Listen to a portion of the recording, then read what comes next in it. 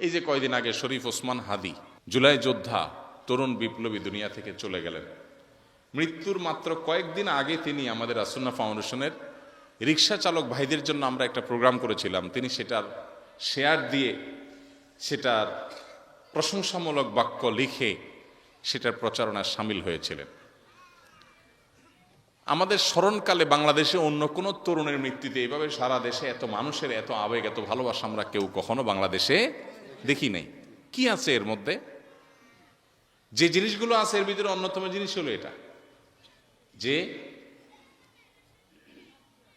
অন্যায়ের বিরুদ্ধে কথা বলতে গিয়ে যদি জীবন যায় যাবে, ফ্যামিলি যায় যাবে, আমি ছাড় দেব না। আপোষহীনতা, সরলতা, ধান্দাবাজি না। বিপ্লবী সাজা এক জিনিস, আর ভেতর থেকে বিপ্লবী হওয়া আরেক জিনিস। মুখলেস নিষ্ঠাবান মানুষদেরকে বোঝা যায়।